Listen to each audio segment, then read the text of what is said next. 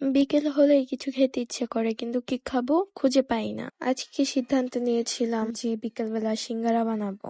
যেই ভাবা সেই কাজ, চলে এলাম সবকিছু রেডি করে সিঙ্গারা বানানোর জন্য। এখানে সিঙ্গারার পুরটা আমি প্রথমে বানিয়ে নিব। তারপর পরিমাণ মতো ময়দা নিয়ে সেখানে অল্প কালো জিরা এবং পরিমাণ মতো তেল দিয়ে ভালোভাবে মাখিয়ে একটি শক্ত ডো তৈরি করে নেব। আবার বেশি শক্তও করা যাবে না। অন্যদিকে আমার সিঙ্গারার পুর প্রায় হয়ে এসেছে। এবার ময়দার ডোটাকে ছোট ছোট লিচি কেটে নেব।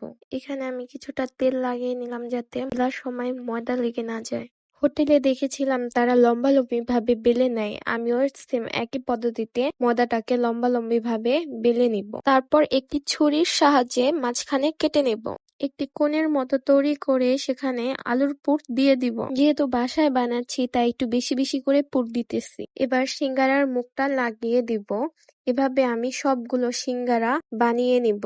অন্যদিকে আমার হাজবেন্ড একটি নতুন ইনফ্রারেড চুলা কিনে নিয়ে এসেছে। যেহেতু সিঙ্গারাগুলো ভাজা হয়নি তাই এখন এই নতুন চুলায় সিঙ্গারাগুলো ভেজে নিব। চুলাটা অন করে একটি ফ্রাই প্যান বসিয়ে সেখানে পরিমাণ মতো তেল দিয়ে তেলটা গরম হয়ে এলে সিঙ্গারাগুলো ছেড়ে দিব। সিঙ্গারাগুলো এপিট ওপিট ভালোভাবে ভেজে নিয়ে উঠিয়ে নিব। এই শীতের দিনে গরম গরম সিঙ্গারা হলে আর কি লাগে।